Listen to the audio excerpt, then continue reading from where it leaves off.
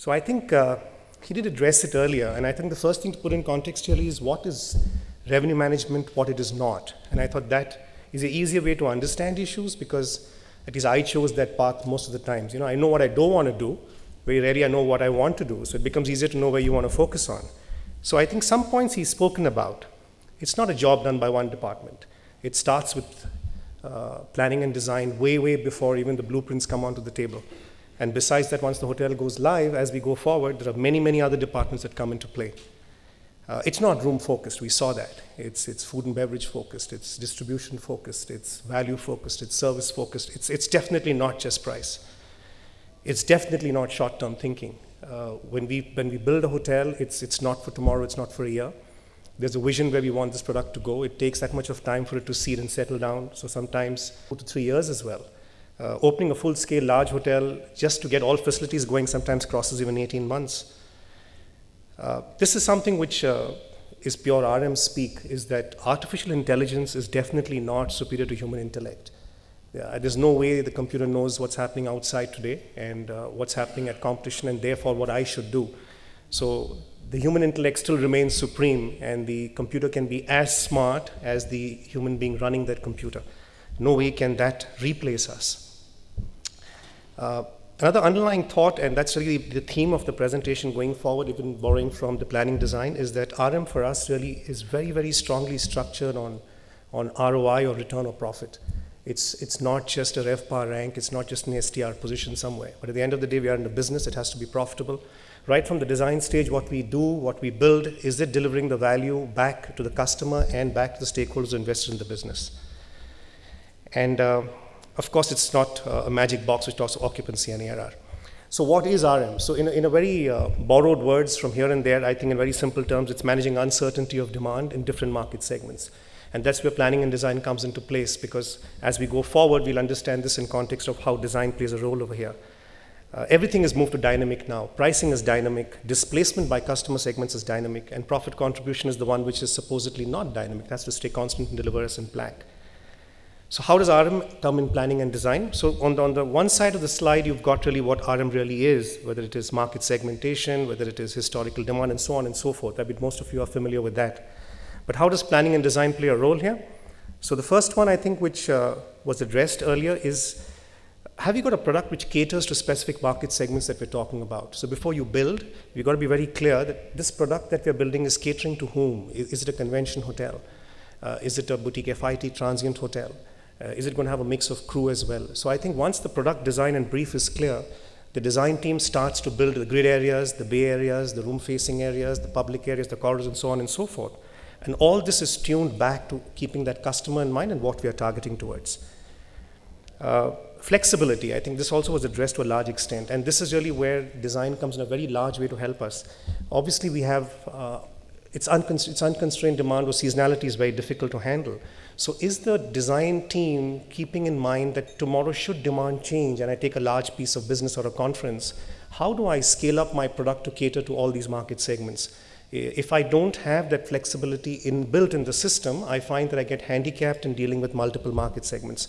And that's where good design takes care of that, because the Bay Area could be consistent, but with the flick of service designs and few well-designed pantries on floors, I can replicate certain service designs and take it up to higher levels and change my configuration on the fly, and thereby cater to different market segments instantly.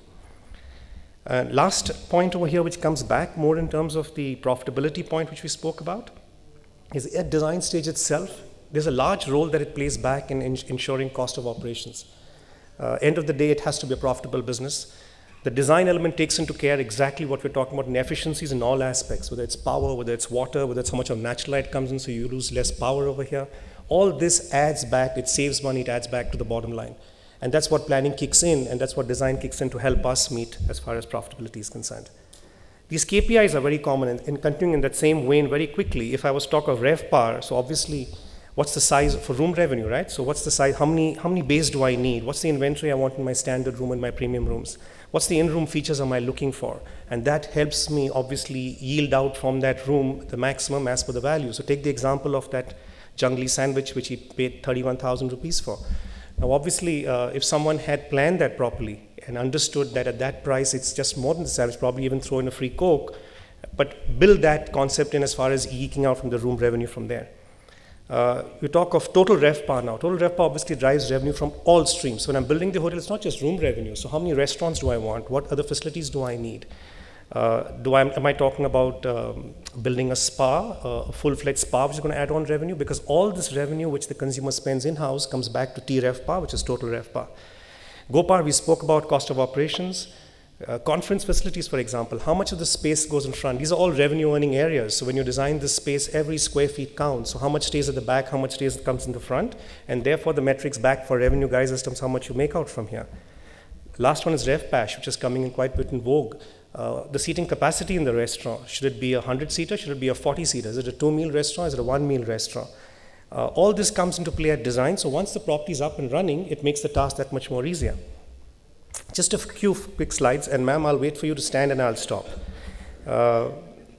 What is today's revenue manager, yeah? So I think I'm just a few random slides besides design as well, since also we're talking about this subject and what's new on the anvil.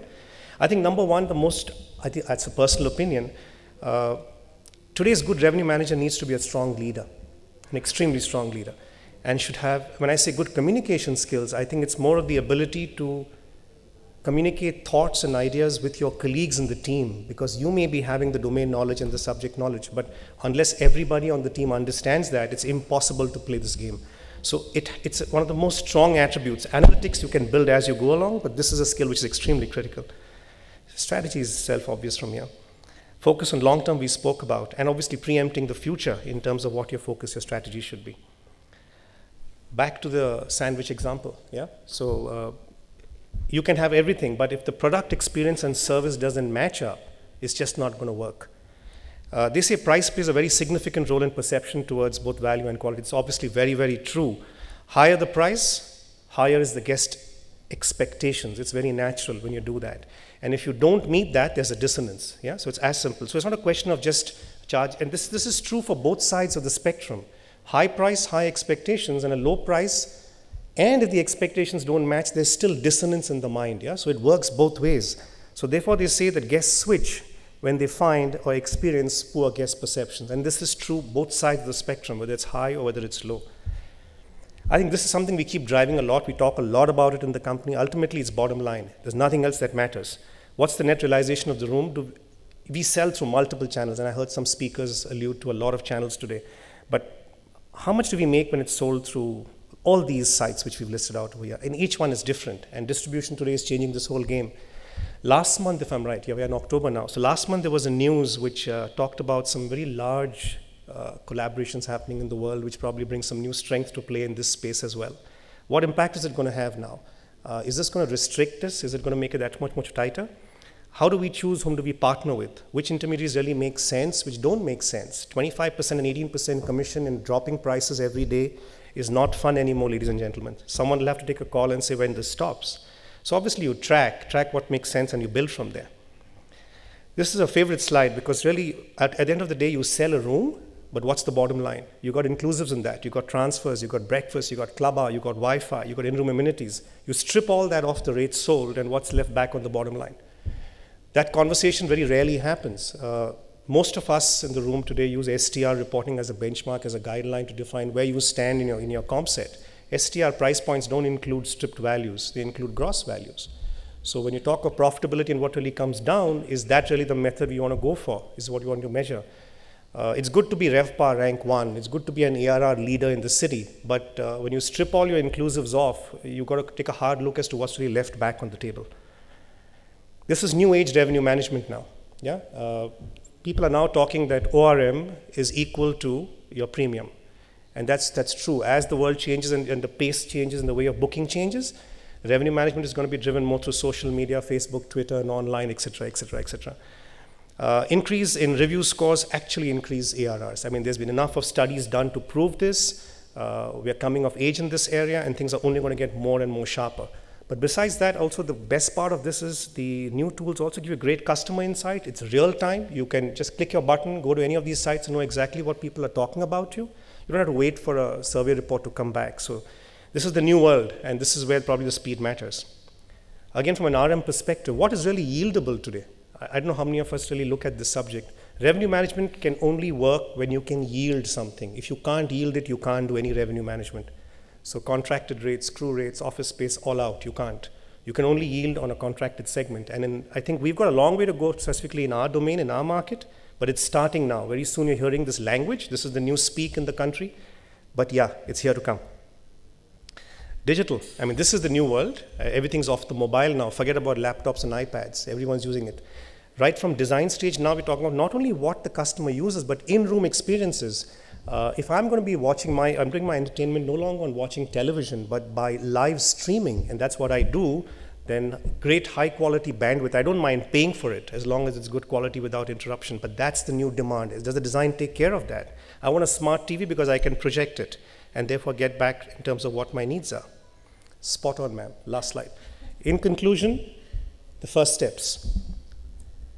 And this goes back to what Gautamanand began with, is that you define your product position and customer segments well in advance. Imbibe the product design stage itself, the key drivers which give you guest satisfaction, map to those specific needs and value. If you do it at the design stage itself, I think half the battle's taken care of. Inbuilt flexibility, whether it is rooms or in restaurants, we spoke about it to help you take care of. And the last, of course, is to engineers today's product to preempt the future.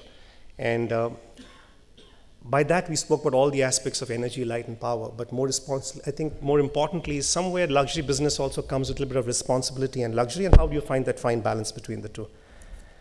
Thank you, ladies and gentlemen. Best of yield.